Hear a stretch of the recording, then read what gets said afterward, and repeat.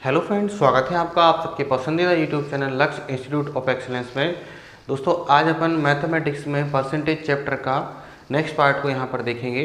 इसके पहले मैं आपको 4 पार्ट और उपलब्ध करा चुका हूँ, वो सारे के सारे आप लोग अच्छी तरीके से देख लीजिए, जिनमें अपन ने परसेंटेज का बेसिक लगभग सारी चीज़ें समझी हैं कि परसेंटेज कैसे निकाला जाता है, एक संख्या दूसरी संख्या का कितना परसेंट है ना।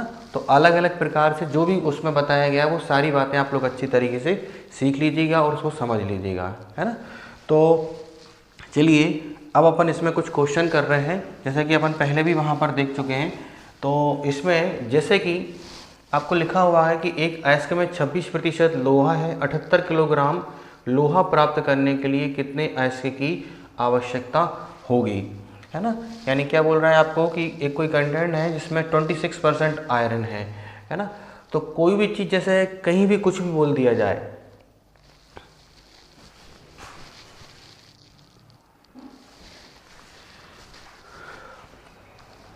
तो क्वेश्चन है आपके सामने कि एक अयस्क में 26% लोहा है, 78 किलोग्राम लोहा प्राप्त करने के लिए कितना हम लोगों को अयस्क की आवश्यकता होगी, है ना।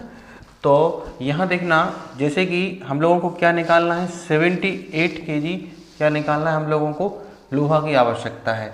यानी कोई भी आपके पास एक अयस्क दिया होगा, उसमें 100% में से 26% क्या प्राप्त होगा, आपका लोहा प्राप्त होगा। यानी जितना भी दिया होगा, 78 क्या दिया है हम लोगों को, 78 किलोग्राम आपको लोहे की आवश्यकता है। तो 78 कितना परसेंट है, 26% है।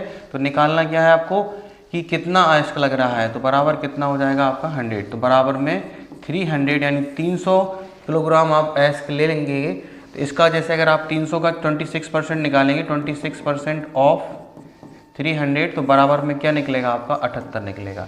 यानी अगर आप 300 किलोग्राम अयस्क में इसको निकालेंगे तो इस तरीके से आपका ये निकल आएगा।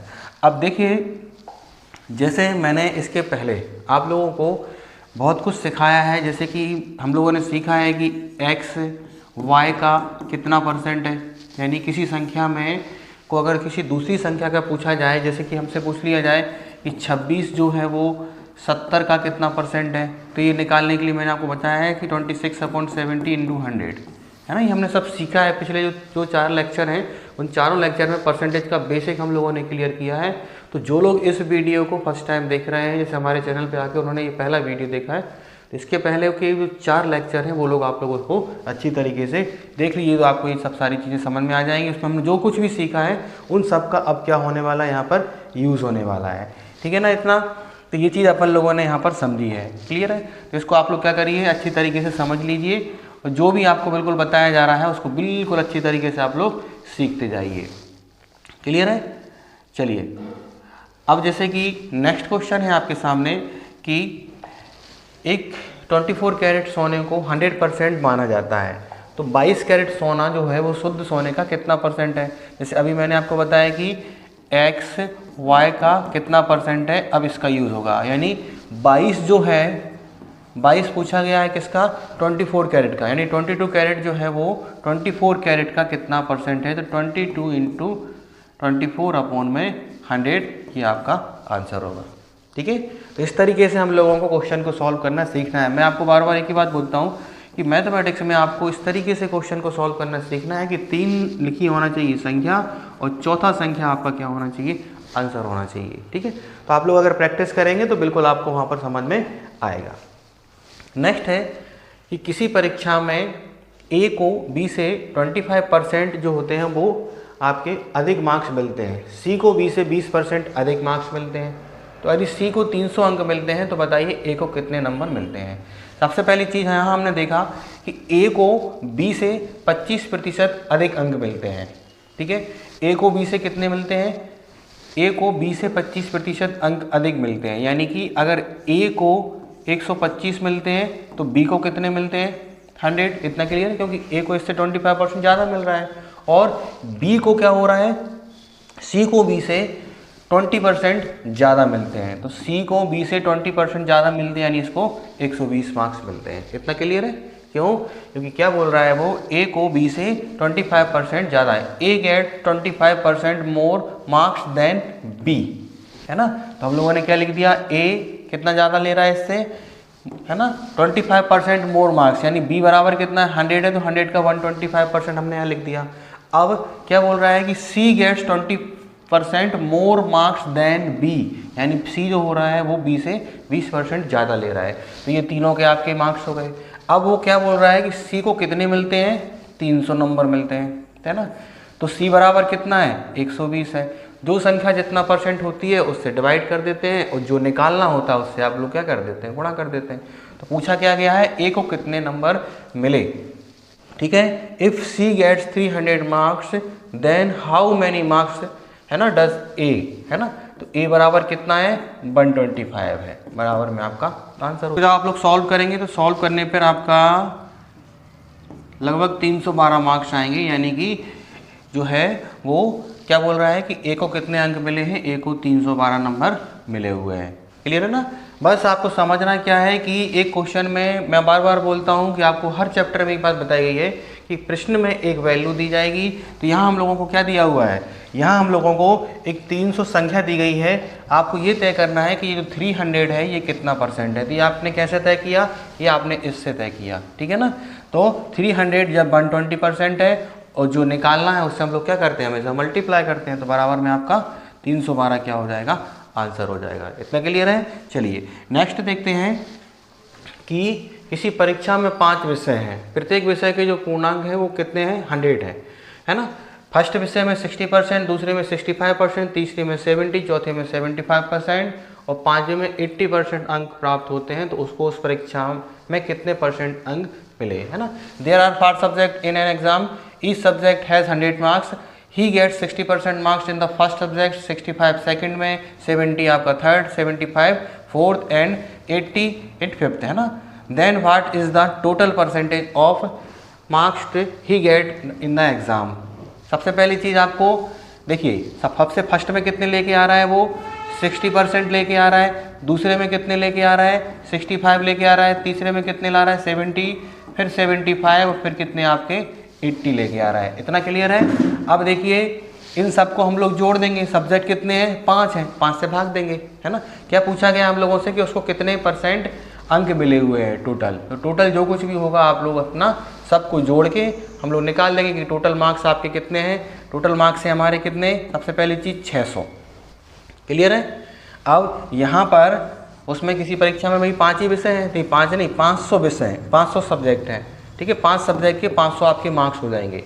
तो आपको कितने लेके आ रहा है वो 350 आपके मार्क्स लेके आ रहा है। कुल मार्क्स कितने हैं बराबर में 500 है और 100% क्या, ठीक है। क्लियर है इतना।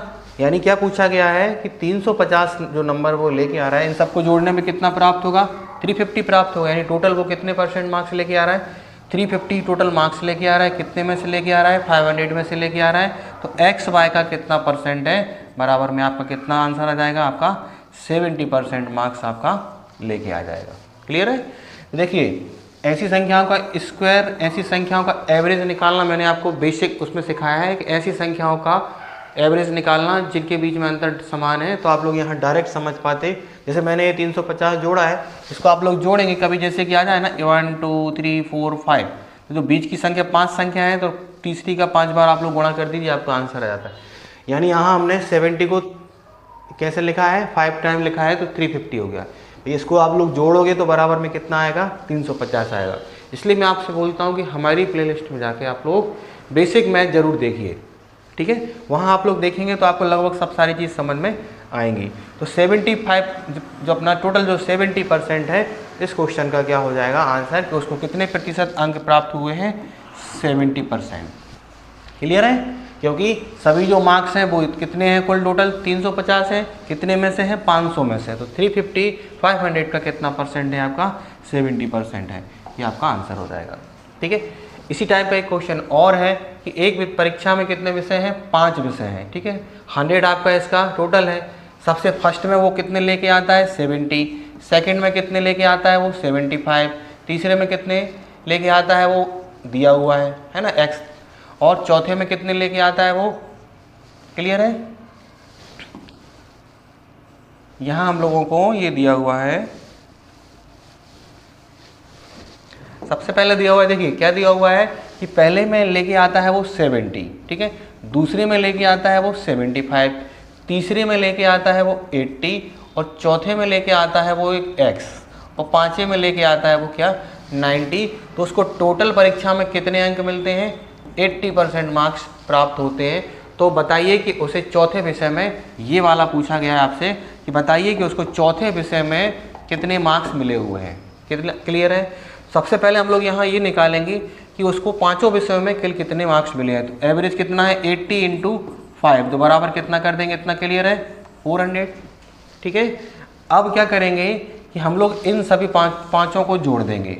पाँचों को जोड़ने पे क्या हो जाएगा आपका? इन सभी पाँचों को जोड़ने पे हो जाएगा 320 + x = 400। x बराबर क्या हो जाएगा? 400 - 320, यानी कि x बराबर कितने नंबर हो जाएंगे? 80। यानी वह क्या पूछा गया आपसे कि चौथे विषय में कितने नंबर लेके आता है ना। There are 5 subject in exam and the total marks of each subject 100। In the first subject he gets 75%, in the second 75%, third 80%, in fourth x%। तो यही आपसे पूछा गया था, है ना। एंड फिफ्थ में 90%, है ना। If he gets an average of 80% marks in the exam. इतना क्लियर है? तो बताइए कि आपका टोटल वह कितने परसेंट अपना इसमें लेके आता है, कितने नंबर लेके आता है। तो ये आपको बताना था। इसकी हम लोगों ने क्या किया था, सभी को जोड़ दिया, इन सबको, बाकी की चार को जोड़ने में कितना आया? 320 आया। और इसमें एक 5 जोड़ने पर कितना आना चाहिए? 400। ये 400 कहाँ से निकाले? क्योंकि वो क्या बोल रहा था कि परीक्षा में भाई 80% नंबर लेके आता है।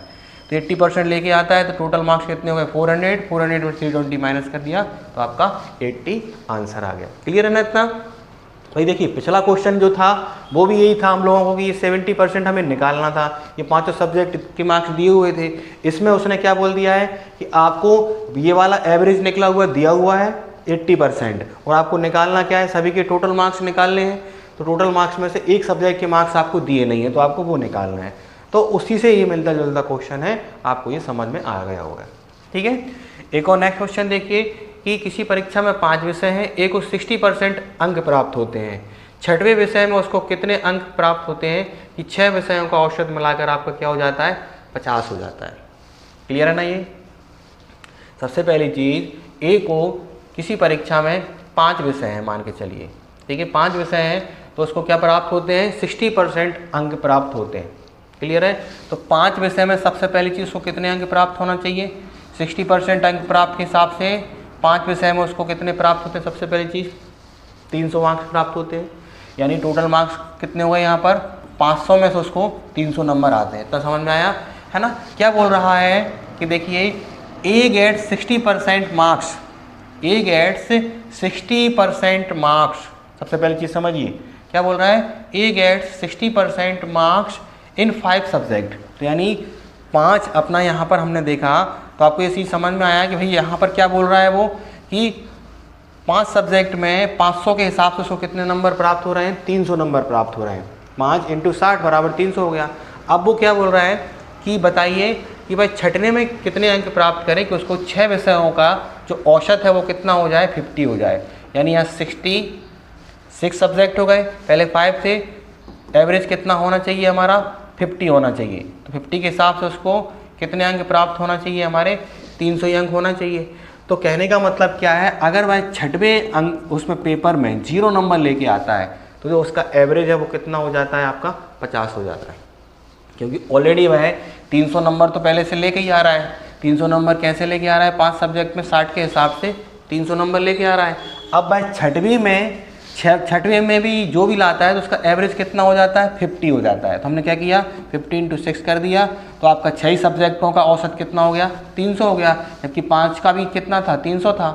तो हम लोग क्या कर देंगे यहाँ पर कि छठवें में अगर वह 0 नंबर लेके आता है तो उसका एवरेज कितना हो जाता है? 50 हो जाता है। जैसे कि यहाँ क्वेश्चन दिया होता कि वह आपका छठवीं में कितने नंबर लेके आए कि उसका एवरेज जो है वो 55 हो जाए, तो हम लोग क्या करते? 6 को 55 से मल्टीप्लाई करते, 330 आपका टोटल आता। तो यानी कि भाई छठवें सब्जेक्ट में अगर 30 नंबर लेके आता तो उसका एवरेज क्या हो जाएगा? 55 हो जाएगा। लेकिन यहाँ क्या बोला गया है? यहाँ पर उसका एवरेज कितना हो जाता है? आपका 50 हो जाता है। तो उसका आंसर क्या होगा कि छठवें में भाई क्या लेके आए? 0 नंबर लेके आए तो उसका क्या हो जाएगा? ये हो जाएगा। ये आपको समझना है ना? चलिए अगला क्वेश्चन है कि एक कक्षा में आपके क्या है 60% छात्र हिंदी में सफल और 45% छात्र जो होते हैं वो संस्कृत में सफल होते हैं।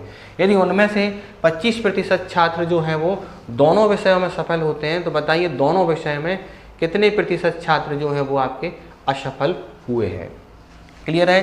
देखिए क्या बोल रहा है वो कि 60% जो है वो काय में होते हैं आपके हिंदी में पास होते हैं, ठीक है। और क्या बोल रहा है वो 45% जो है वो काय में पास होते हैं आपके संस्कृत में पास होते हैं, है ना। और यदि इनमें से 25% जो छात्र हैं वो क्या होते हैं दोनों में आपके सफल हो जाते हैं, है ना, दोनों में सफल होते हैं।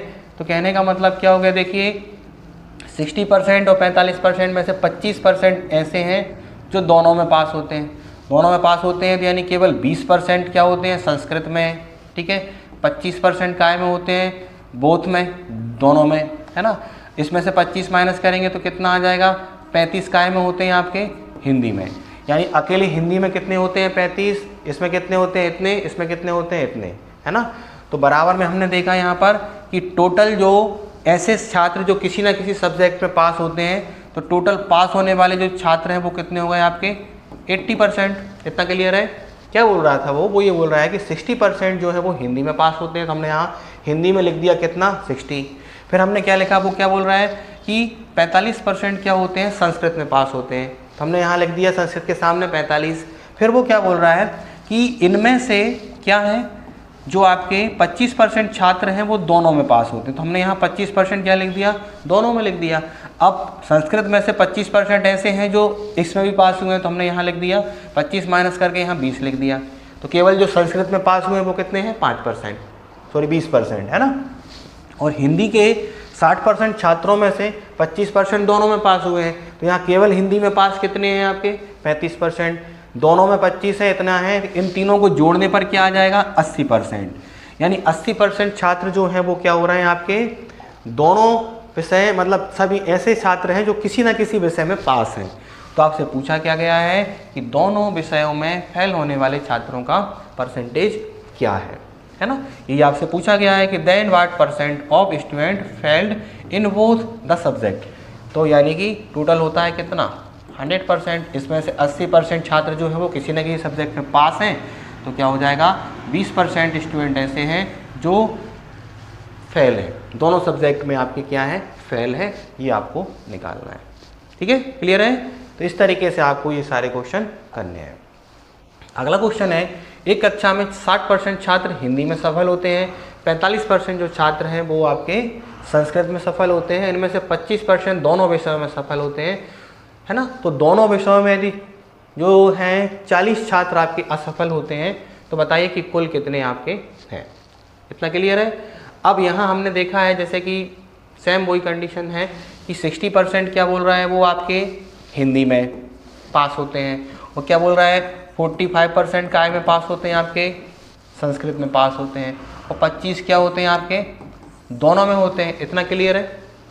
पिछले में केवल परसेंट पूछा गया था और यहाँ हम लोगों का क्या हो गया है टोटल 100% छात्र पूछे गए हैं कि कितने छात्र परीक्षा में शामिल हुए। यही बोल रहा है ना वो, है ना। In A class 60% student are successful in Hindi and 45% student are successful in Sanskrit. If 25% of them are successful in both the subject, है ना, then if 40 students failed in both the subject, है ना, then how many student appeared in the examination. तो सबसे पहली चीज़ हम लोगों ने ये निकालना है कि कुल कितने छात्र ऐसे हैं जो आपके पास हुए हैं और टोटल फेल वाला परसेंटेज क्या है। तो इसमें से हम लोगों ने क्या किया 60 में से 25 हम लोगों ने कर दिया, तो 35% छात्र ऐसे हैं जो केवल क्या है हिंदी में पास हुए हैं, 25% क्या हैं आपके दोनों में पास हुए हैं, ठीक है, और इसमें से 20% छात्र ऐसे हैं जो क्या हुए हैं केवल संस्कृत में पास हुए हैं। तो टोटल जो पास होने वाले स्टूडेंट हैं उनका परसेंटेज आप कैसे निकाल देंगे? तो उनका परसेंटेज निकालने के लिए आपको यही चीज़ समझना है कि हमसे क्या बोला गया है कि 35% केवल हिंदी में, 25 दोनों में और 20 इसमें। ये समझ में आया कैसे निकाला? पिछला क्वेश्चन के जैसे ही हम लोगों ने यहाँ परसेंटेज निकाल दिया, तो इन सबको जोड़ेंगे तो टोटल हो जाएगा आपका 80% स्टूडेंट ऐसे हैं जो पास हुए हैं। तो फेल होने वाले स्टूडेंट का परसेंटेज कितना हो जाएगा 20% हो जाएगा। इतना क्लियर है? अब आपको क्लियर हो गया। हम लोग अभी तक जो पढ़ते आ रहे हैं आपसे क्या बोला जाता है हमेशा कि प्रश्न में आपको एक वैल्यू दी जाएगी, तो वैल्यू कितनी दी गई है 40। 40 क्या है, छात्र आपके असफल होते हैं, यानी 40 कितना परसेंट है 20% है। समझ में आया कैसे, क्योंकि ये क्या दिया हुआ है 20% छात्र आपके फेल होते हैं और 40 छात्र वहाँ फेल होते हैं। तो 40 जब 20% है, निकालना क्या है आपको, परीक्षा में कुल कितने छात्र हुए। हर संख्या हर राशि अपने आप में कुल यानी की बात की जाती है तो कितना होता है 100 होता है। तो टोटल स्टूडेंट कितने हो जाएंगे 200 आपका आंसर हो जाएगा। क्लियर है ना। तो ये चीज़ आपको करनी है और ये समझनी है। तो कैसे किया है क्या किया है इसको आप लोग अच्छी तरीके से प्रैक्टिस करके समझ लीजिएगा, है ना। ये हमने पिछले क्वेश्चन की तरह निकाला कि पास होने वाले छात्र कितने हैं 80% है, तो फेल कितने होंगे 20% होंगे। क्यों, क्योंकि टोटल 100 होते हैं। 100% में से 80% अगर पास हो रहे हैं तो ना बात है कि आपका 20% क्या होंगे फेल होंगे। क्लियर है, इतना आपको समझना है बस। पूरा आपको हमेशा याद रखना है कि कुल होता है कितना 100%। आपके सामने है कि किसी चुनाव में 2 उम्मीदवार मैदान में थे। जीतने वाला उम्मीदवार जो होता है वो 70% वोट प्राप्त करता है। तो बताइए कि टोटल वोट कितने हैं। सबसे पहली चीज़ टोटल वोट कितने होते हैं 100% होते हैं। अब इसमें से वो क्या बोल रहा है कि जो हारने वाला उम्मीदवार है वो कितने प्राप्त करेगा 30। क्यों, क्योंकि 70 किसने ले लिए जीतने वाले ने। हारने वाले को अपने आप कितने मिल जाएंगे 30%, क्योंकि 2 ही लोग हैं ना भाई। आपके पास अगर 100 केले हैं, 100 केले में से एक केले अगर किसी व्यक्ति को एक केला दे दिया जाए, दूसरे व्यक्ति के पास ऑटोमेटिक कितने केले चले जाएंगे 99 चले जाएंगे। तो ऐसे ही यहाँ पर 70 हो गया तो 30 हो गया, है ना। करता है अब जीतने वाला उम्मीदवार अगर 70% वोट प्राप्त करता है तो वह 16,000 वोट से क्या हो जाता है चुनाव जीत जाता है। तो बताइए कि चुनाव में कुल कितने मतदाता थे, है ना। There were 2 candidates in the election, the winning candidates got 70% of the votes and he won the election by 16,000 vote. How many voters were there in the election? सबसे पहली चीज़ 70 इसको मिलते हैं 40 इसको मिलते हैं, तो हार जीत का जो अंतर है वो कितना हो जाएगा 40%। अब क्वेश्चन में क्या दिया हुआ है कि 40% बराबर क्या है 16,000 है। कैसे, क्योंकि 16,000 क्या करता है वह हार जीत का अंतर दिया हुआ है कि 16,000 वोट से चुनाव जीत जाता है। तो 16,000 कितना परसेंट है आपका 40% है। निकालना क्या है चुनाव में कुल कितने मतदाता थे। कैसे निकालोगे आप लोग 100 से यहाँ पर मल्टीप्लाई कर देंगे तो बराबर में 40,000 क्या हो जाएगा आपका आंसर। देखिए 40,000 में से 70% वोट कौन लेता है जीतने वाला लेता है, यानी ये कितने ले लेता है आपका 28,000 ले लेता है, ठीक है। और 40,000 में से 30% कौन ले लेता है ये ले लेता है। तो 28,000 और 12,000 में कितने का डिफरेंस है 16,000 का डिफरेंस है। क्लियर है ना ये। तो ये कैसे निकाला है हम लोगों ने ये आपको समझ में आ गया होगा। क्यों, क्योंकि हम लोग हमेशा एक बात पे फोकस कर रहे हैं कि प्रश्न में हमेशा एक वैल्यू दी जाएगी, आपको वही तय करना है कि वो कितना परसेंट है। वो जितना परसेंट होगी आप उससे भाग दे देंगे और जो आपको निकालना होगा उससे आप लोग मल्टीप्लाई कर देंगे। पिछले 4 लेक्चर से हम लोग यही बात को सीखते हुए आ रहे हैं, ठीक है। और जिन लोगों ने नहीं देखा है फिर बोलूँगा वो वहाँ जाके बाकी के परसेंटेज के 4 लेक्चर देखी, तब जाके आपको ये 5th लेक्चर अच्छे समझ में आएगा। क्लियर है ना ये। तो ये हम लोगों ने कर दिया। 16,000 कितना परसेंट था 40 था, 40 से डिवाइड करके 1% निकाल लिया। निकालना क्या था 100%। तो अपन लोगों ने ये कर दिया। अब देखिएगा जैसे बाई चांस अगर आपको यहाँ पर दे दिया जाता कि बताइए कि हारने वाले उम्मीदवार को कितने वोट मिले, तो ये 12,000 कैसे निकालते, इसी से 16,000 कितना परसेंट है 40% है। निकालना क्या है आपको हारने वाला उम्मीदवार, तो क्या कर देते 30 से मल्टीप्लाई कर देते तो आपका 12,000 आंसर हो जाता। अगर आपको ये निकालना था कि जीतने वाले को कितने मिले तो क्या कर देते 70 से गुणा कर देते हम लोग, है ना। ये आपको बस समझना है कि जो आपको निकालना है आपको उसी से मल्टीप्लाई करना है, क्योंकि दी गई वैल्यू अगर जितना परसेंट है आप उससे डिवाइड करेंगे तो आप उसका क्या निकाल लेंगे 1% निकाल लेंगे कि 1% कितना होता है। फिर आपको जो भी निकालना होगा आप लोग उसमें मल्टीप्लाई करते जाएंगे। इतना क्लियर है। चलिए अगला क्वेश्चन करते हैं कि एक चुनाव में 2 उम्मीदवार मैदान में थे। जीतने वाले को 65% वोट प्राप्त किए और हारने वाले को 70,000 मिले, है ना। कोई बात नहीं है, बस 70,000 क्या लिखना है सबसे पहले लिखना है भाई टोटल 100% होते हैं। 100% में से 65 जीतने वाले को मिल गए तो ऑटोमेटिक आपको समझना है कि 35% किसको मिले होंगे हारने वाले को। तो कुल कितने मतदाता थे, तो कुल कितने थे आपके 100 थे। तो देखिए लिखा है ना 3 संख्याएं, चौथा क्या हो गया आपका आंसर हो जाएगा। क्लियर है ना इतना। क्योंकि क्या बोला गया है कि 70,000 आपको तय करना है कि 70,000 एक वैल्यू दी गई है और आपको यही तय करना है कि यह कितना परसेंट है। भाई टोटल होते हैं 100%, 100 में से जीतने वाला क्या हो रहा है, विनर कैंडिडेट लेके जा रहा है कितने परसेंट मार्क्स, 65। तो ऑटोमेटिक जो लूजर्स है वो कितना लेके जाएगा, हारने वाला 35%। तो वो यही तो बोल रहा है कि 65% प्लस 70,000 इज इक्वल टू 100%, यही तो बोला ना। तो हमने यहाँ लिख लिया कि 70,000 कितना परसेंट है, 35% है, तो 100% क्या हो जाएगा आपका 2 लाख। कुल वोट कितने हो जाएंगे, 2 लाख। ठीक है, प्रैक्टिस करते जाइए, बिल्कुल आप ये कर पाएंगे। अपन ने यही तो किया है ना, हमने पेन वहाँ चलाना है। अधिकतम क्वेश्चन को आप लोग माइंड में सॉल्व करना सीखेंगे। जब आप प्रैक्टिस करेंगे ना तो अपने आप आपको सब सारी चीज़ अच्छे से समझ में आएगी। ठीक है ना, तो ये आपका क्वेश्चन हो गया। नेक्स्ट है कि एक चुनाव में 2 उम्मीदवार मैदान में थे। ध्यान से इसको पढ़िए अच्छे से। एक चुनाव में 2 उम्मीदवार मैदान में थे, ठीक है। 20% वोट आपके डाले नहीं गए, कोई बात नहीं भाई। टोटल वोट कितने होते हैं, 100%। इसमें से 20% डाले नहीं गए, तो डाले गए वोट कितने हो गए, 80%। इतना तो क्लियर है भाई। 100 में से 20 नहीं डाले तो कोई बात नहीं, 20 माइनस करके हमने कितने हो गए, 80 हो गए। अब इसमें से ही जीतने और हारने वाले को मिलेंगे। तो वो क्या बोल रहा है, जीतने वाले उम्मीदवार को यदि डाले गए वोट का 70% मिला, यानी 56% किसको मिले, 80 का 70% किसको, विनर कैंडिडेट को। ठीक है, तो ऑटोमेटिक क्या हो जाएंगे भाई, इसमें से इसका 70% इसको मिल गया, तो 30% किसको मिलेगा, इसको मिलेगा। तो 30% कितना हो जाएगा, 24%। इतना क्लियर है।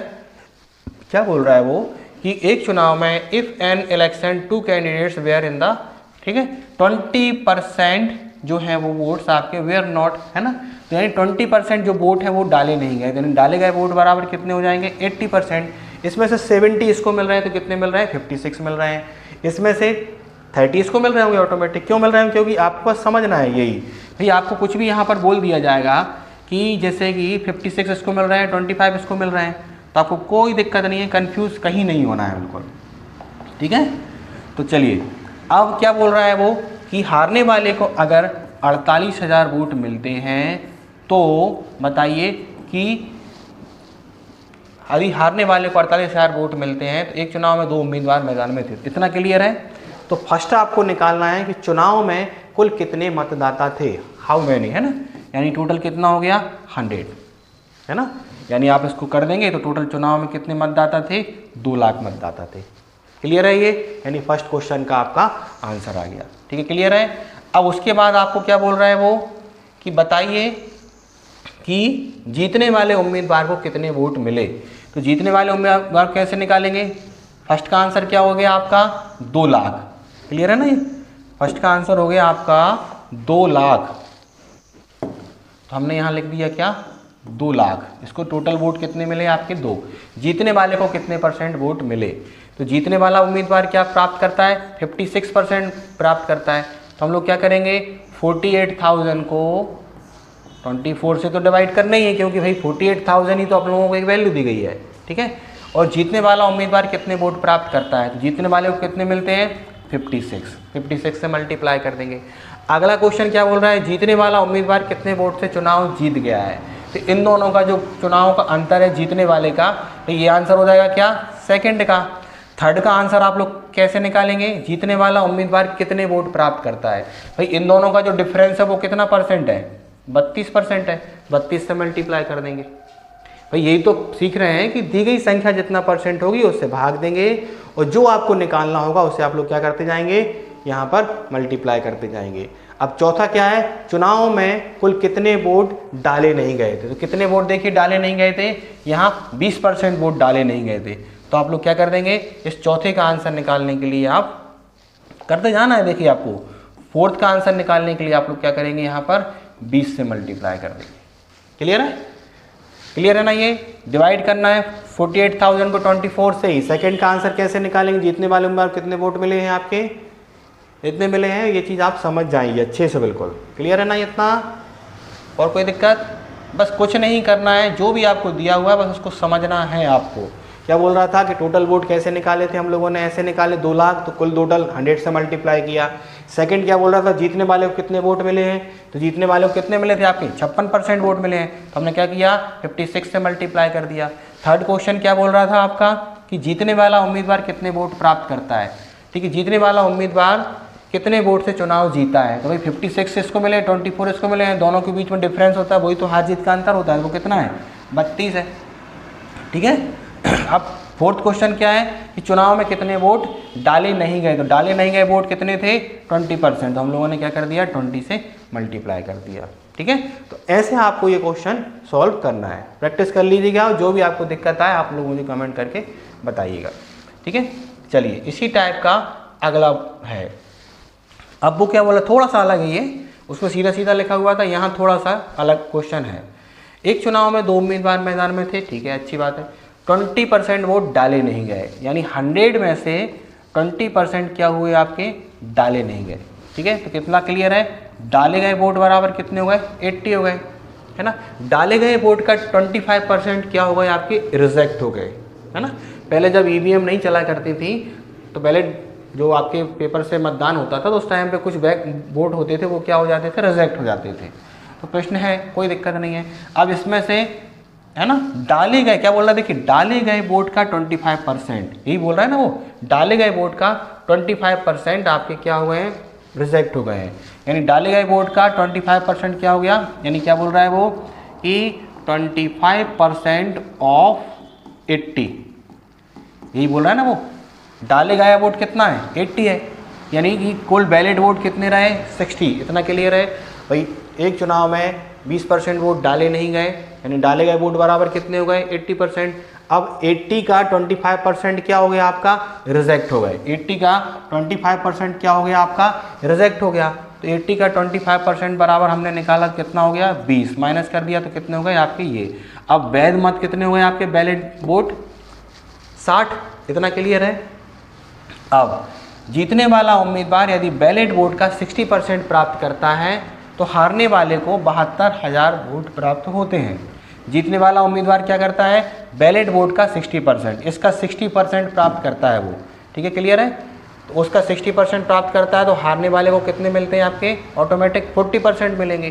भाई 60% किसने लेके गया जीतने वाला, तो 40% कौन लेके जाएगा ये, यानी कि 36% मार्क्स 36% वोट कौन प्राप्त करता है जीतने वाला, और हारने वाला कितने प्राप्त करेगा 24 प्राप्त करेगा, इतना क्लियर है ना ये। चलिए वो प्राप्त करेगा तो आपको क्या निकालना है, सबसे पहली चीज़ कि 72,000 जो है ये कितना परसेंट है, क्यों, क्योंकि इसी से आप लोग क्वेश्चन को कर पाएंगे। 72,000 आपके लिए क्या दिया है प्रश्न में वैल्यू दी गई है, तो 72,000 हारने वाले को 72 मिले तो हारने वाले का परसेंटेज कितना है 24 है, तो 72,000 क्या है आपका 24% है। सबसे पहली चीज़ चुनाव में कुल कितने मतदाता थे, how many voters were there in the election, हमेशा कितने होते हैं 100 से मल्टीप्लाई कर देंगे, बराबर में आपका पहले का आंसर आ जाएगा। सेकंड में क्या दिया हुआ है आपको, सेकंड में जीतने वाला उम्मीदवार को कितने वोट प्राप्त किए, तो जीतने वाला उम्मीदवार कितने प्राप्त करता है 36%, 36 से मल्टीप्लाई कर देंगे तो आपका दूसरे का आंसर आ जाएगा, ठीक है। जीतने वाला उम्मीदवार कितने वोट से चुनाव जीता है, भाई हार जीत का जो अंतर है वो क्या 60 ये लेके जाता है, 40 वो लेके जाता है, तो 20 यानी 12 से मल्टीप्लाई कर देंगे, दोनों में के बीच में 24 और 36 में 12 का है ना, तो इसमें तीसरे का आंसर निकल आएगा। अब आपसे क्या बोल रहा है वो कि चौथा प्रश्न, चौथा ये बोल रहा है कि चुनाव में कितने वोट डाले नहीं गए, तो देखिए डाले नहीं गए वोट कितने थे 20%, तो हम लोग चौथे का आंसर निकालने के लिए आप लोग क्या करेंगे, यहाँ पर चौथे का आंसर निकालने के लिए आप लोग 20 से मल्टीप्लाई कर देंगे, है ना। कितने वोट आपके रिजेक्ट हुए, तो 20% ही वोट क्या हुए हैं आपके रिजेक्ट हुए हैं, क्लियर है।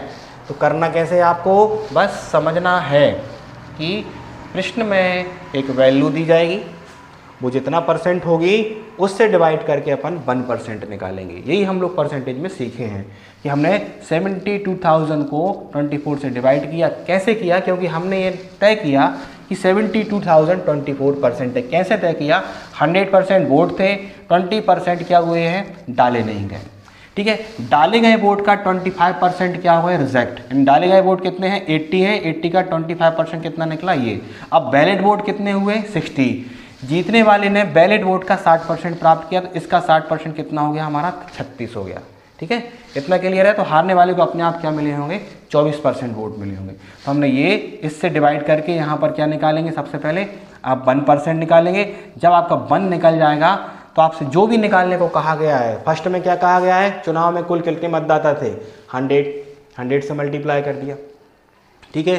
सेकंड क्या बोल रहा है, जीतने वाले उम्मीदवारों को कितने वोट मिले, जीतने वाले को कितने मिले हैं, 36%, हमने 36 से मल्टीप्लाई कर दिया।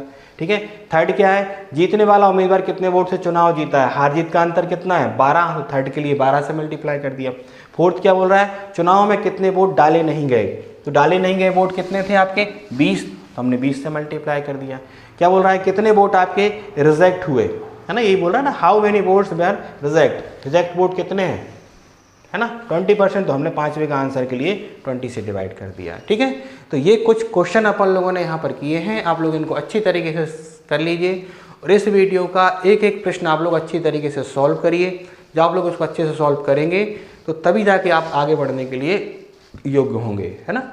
तो अच्छे से, जिसको भी ये समझ में नहीं आता, जैसे कि कुछ लोग होंगे जो ये वाला वीडियो फर्स्ट टाइम देख रहे हैं, तो वो लोग इसके पहले हमारे बाकी के जो 4 लेक्चर हैं वो देखें, उनको देखेंगे तो आपको समझ में आएगा कि सिस्टमेटिक परसेंटेज कैसे पढ़ा जाता है। उसको आप पढ़ लेंगे तो अपने आप आपको ये चीज़ समझ में आएगा। ठीक है। ये आपका 5वां लेक्चर है, इसके आगे और भी लेक्चर बनने वाले हैं, तो उनमें भी अपन कुछ और क्वेश्चन का लेवल बढ़ा के करेंगे, है ना। तो ये मैं आपको पिछले लेक्चर देखने के लिए इसलिए कह रहा हूँ क्योंकि उनको मैंने अच्छे से समझाया है। आप अगर देखिए बार बार अगर अपन वही पुराने लेक्चर को डिस्कस करते रहेंगे तो फिर आगे अपन बढ़ ही नहीं पाएंगे। ठीक है। तो देखते रहिए अच्छे से और जुड़े रहिए हमसे। ठीक है। तो जिन लोगों ने हमारे चैनल को सब्सक्राइब नहीं किया है वो चैनल को सब्सक्राइब करें। वीडियो आपको पसंद आ रहे होंगे, लाइक करें, इसको अपने दोस्तों को शेयर करें। Thank you. जय हिंद, जय भारत।